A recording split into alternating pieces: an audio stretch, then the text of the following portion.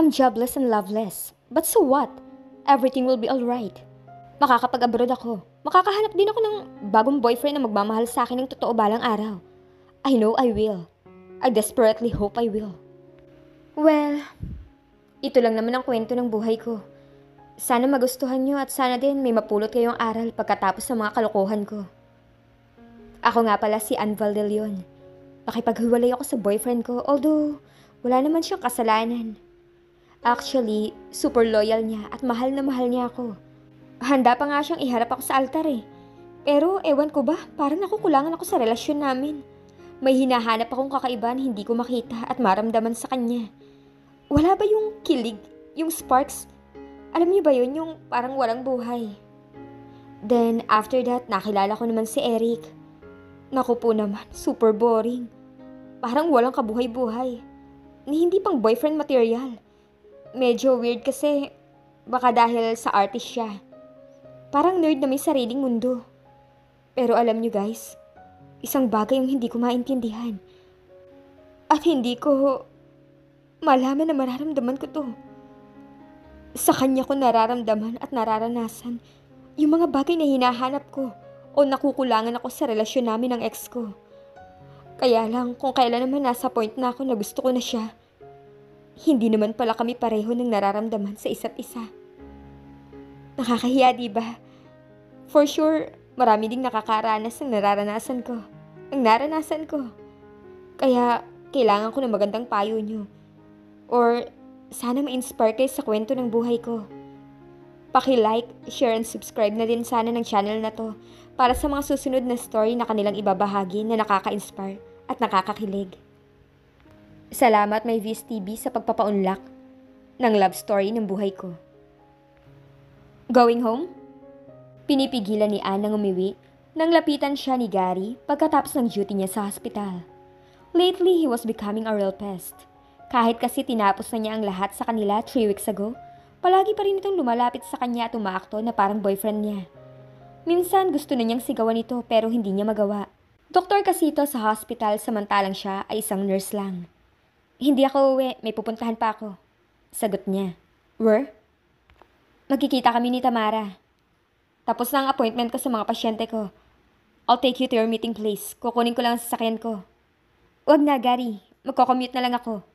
Pigil niya rito. It's not safe to commute. Especially here in Manila, sweetheart.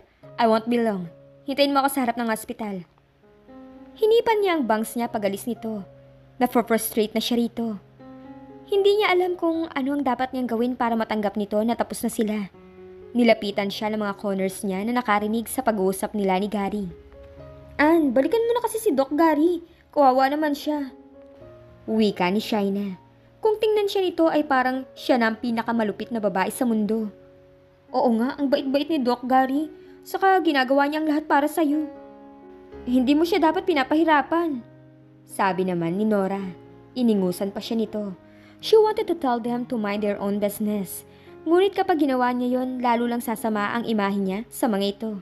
Walang pusong kontrabida na ang tingin sa kanya ng hospital staff mula nang makipaghiwalay siya kay Gary. Hindi kaila sa kanya kung bakit nasa ex-boyfriend niya ang simpatsya ng hospital staff. Wala naman kasing ginawang kasalanan sa kanya si Gary. Hindi siya nito niloko, hindi rin siya nito sinaktan. As far as the people around them were concerned, Gary was the epitome of a perfect boyfriend. Gwapo ito at may magandang propesyon. Inihahatid at sinusundo siya nito araw-araw. Hindi ito nakakalimot sa mahalagang dates gaya ng birthday niya at anniversary nila. He called her sweetheart. He affectionately kissed her on the cheek. No wonder people thought he was perfect. Perhaps he really was perfect, but only on the surface. Pakiramdam niya, ginagawa lang nito ang mga bagay na sa tingin nito dapat na ginagawa ng isang mabuting boyfriend. Para itong robot na nakaprograma kung paano makikitungo at anong sasabihin sa kanya. But deep inside, there was no emotion involved, whatever he did. Hindi na siya nag-abalang sagutin ang mga corners niya.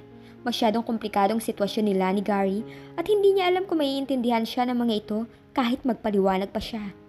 Baka sabihin lang ng mga ito na nag-iinarte siya. Kailangan ko na umalis guys, sabi niya. Habang naglalakad siya palayo, naulinigan pa niya ang pagbubulungan nina Rona at Shaina. Hindi siya karapat-dapat kay Doc Gary. Naku, sinabi mo pa. Hindi ko alam kung ano nakita ni Doc sa kanya. Akala mo kung sinong sobrang ganda. Hindi na lamang niya pinansin ang mga ito. Lumabas siya ng hospital. Hindi niya nakita si Gary. Natagalan siguro ito sa pagkuha ng sasakyan nito. Dahil malayo-layo ang car park sa hospital, ngunit wala siyang kabalak-balak na hintayin nito. Tiyak kasi nakukulitin lang uli siya nito na makipagbalikan dito kapag nagpahatid siya rito. Nagmamadaling umalis siya ng hospital, pinara niya ang isang jeepney at sumakay siya ron. Wala siyang pakialam kung magalit man si Gary kapag hindi siya nito nakita. Mabuti na nga yun. Baka sakaling kapag nagalit ito sa kanya, hindi na siya nito lapitan at kausapin pa. Pasado alas 7 na ng gabi nang makarating siya sa SM Manila. Inilabas niya ang cellphone niya.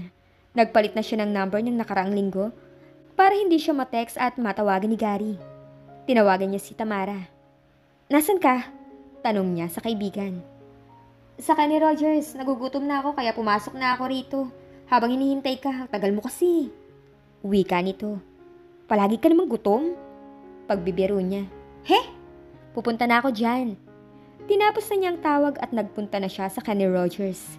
Namataan niya si Tamara na mag-isang kumakain sa isang mesa. Nakita rin siya nito. Kumaway ito sa kanya. Sumenya siya rito na bibili siya ng sarili niyang pagkain. Lumapit siya sa counter. Pag-order niya ay pinuntahan niya si Tamara. "Oh, bakit hindi mo sinama si Gary?" tanong nito. "May kukonsulta pa naman ako sa kanya." "Tungkol saan?" "Acne." "Wala ka namang pimples ah. Hindi ako yung kakilala ng isa sa mga regular customer ko," sabi nito. Gaya niya, nursing graduate din si Tamara pero hindi ito nagtatrabaho sa isang hospital. Ang pinagkakaabalahan nito ay ang paggawa ng homemade beauty products. May taglay itong kakikayan kaya doon ito napalin niya. Gusto niyang malaman kung matatanggal ang acne niya kapag gumamit siya ng mineral or organic makeup ko. Ayoko naman siya bigyan ng false hope kaya ang sabi ko sa kanya, itatanong ko sa doktor ng boyfriend ng kaibigan ko. ENT si Gary, hindi siya dermatologist. E di sasabihin ko na lang kay Gary na magtanong siya sa kakilala niyang dermatologist. Call him up, dali! I can't. Bakit? Wala ka ng load? Phone ko na lang gamitin mo. It's not that. I can't call him up because he's no longer my boyfriend. Break na kami. Nahulog sa mesa ang karton sa salad nito na isusubo sana nito. Are you serious? Yes. Hiniwalayin ka ba niya?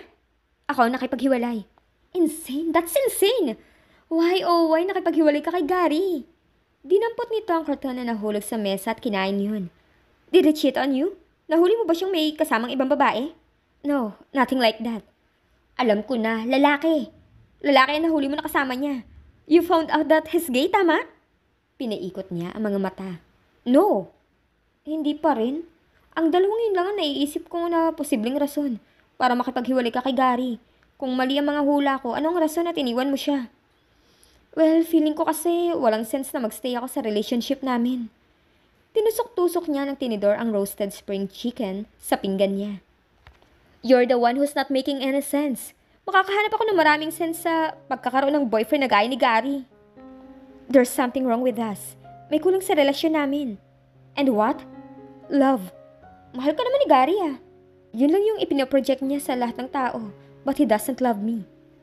Gusto kanyang pakasalan para sa akin patunay yun na mahal ka niya. 2 months ago, nag-propose si Gary sa kanya. Ngunit noong mga panahong yun, nagsisimula na siyang magkaroon ng pagdududa sa pakikipagrelasyon niya rito. Sinabi niya na pag-iisipan muna niya ang marriage proposal nito. Nagulat pa ito sa sagot niya dahil ang akala nito tatanggapin agad niya ang alok nitong kasal. Isang patunay yun na may problema sa kanilang dalawa.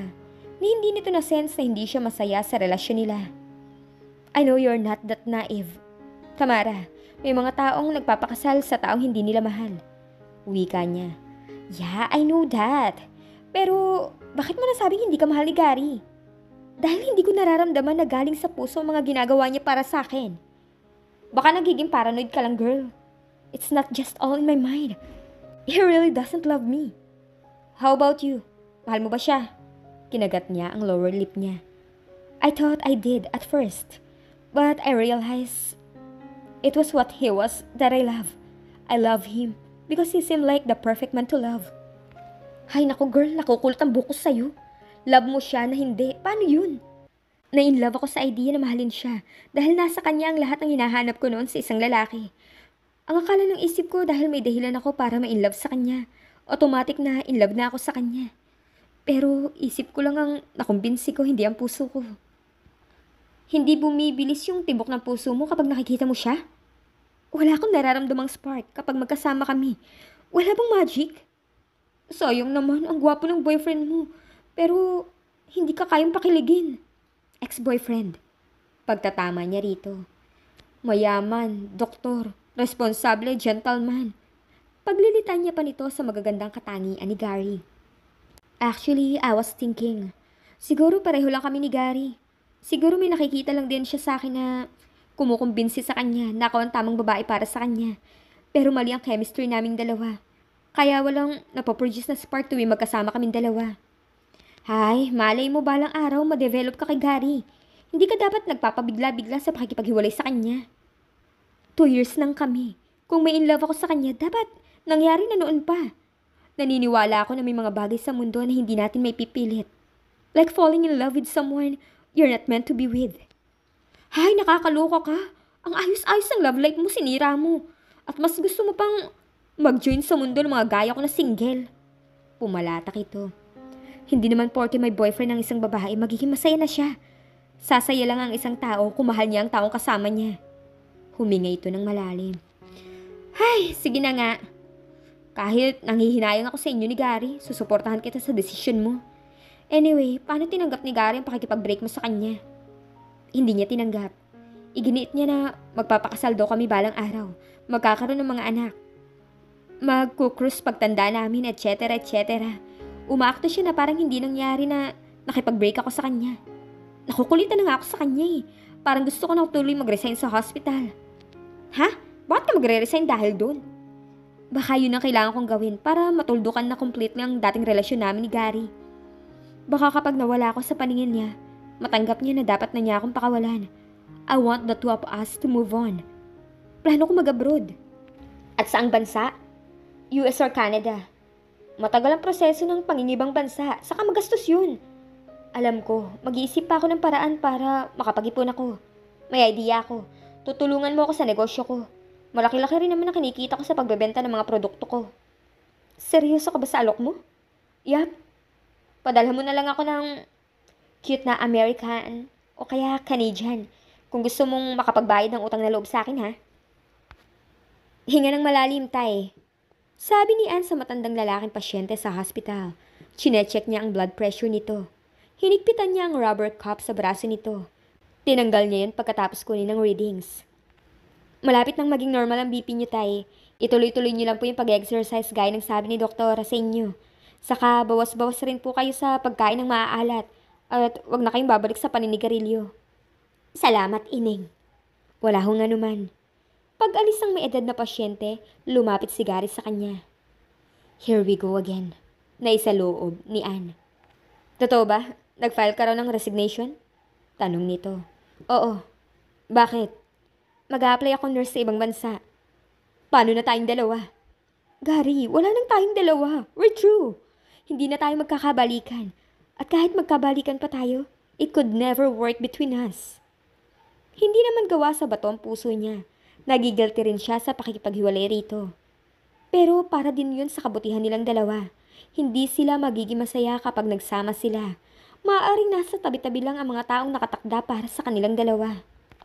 Wala akong nakikitang dahilan para hindi mag-work ang relasyon natin. Wika nito. I don't feel that you really love me, Gary. Prangkang sabi niya. Love? Hindi yun importante sa isang relasyon. Napakurap siya dahil hindi niya mapaniwalaan ang sinabi nito. What? Love fades. It never lasts. Take for example, my parents. They were in love with each other when they got married. But the love only lasted less than a year. Naghiwalay sila nung 7 years old ako. Hindi sila nagbalikan kahit araw-araw ako umiiyak. My point is, hindi mahalaga ang love dahil hindi yun reliable na pundasyon ng relasyon ng dalawang tao. Ang mas mahalaga, commitment sa isa't isa. The kind of commitment that lasts. I'm capable of giving that to you. Hindi ako tatalikod sa wedding vows natin kapag may kasal tayo. Kung hindi naman pala pagmamahal ang requirement mo sa pagpapakasal, bakit akong babaeng pinili mo? Pinili kita dahil nakikita ko na magiging ideal partner ka para sa akin. Your personality doesn't annoy me, unlike the personalities of other women I know. You're also pretty. I want the future mother of my children to have good genes. Kung dati ay nagpipigil pa siyang ipakita rito ang inis niya, ngayon hindi na niya yun mapigilan. Ano ako, palahian? Asik niya. Mahalaga ang gene pool ng isang tao. Who would want to have ugly or sickly kids? Pangangatwiran ito. Ibig sabihin, kapag nagkaanak tayo ng may kapintasan o kapansanan, hindi mo na siya mamahalin o tatanggapin? Think of it, Anne. I'm a doctor and you're a nurse. We have the same passion. We can grow old together. Sorry ha, hindi ako magpapakasal sa'yo dahil lang gusto mo nang makakasama sa pagtanda mo. I want a man who will say that he wants to grow old with me, not just grow old next to me. Malaki ang kaibahan ng dalawang yun, Gary. Sweetheart, I'm not your sweetheart. Huwag mo na akong kukulitin habang hindi pa effective ang resignation ko. Hindi mo na mababago ang desisyon ko, kahit ano pang gawin mo. Wala na ba talagang pag-asa ang relasyon ni Gary at Anne? Pagmamahal nga ba o commitment ang dapat sa isang relasyon para magtagal?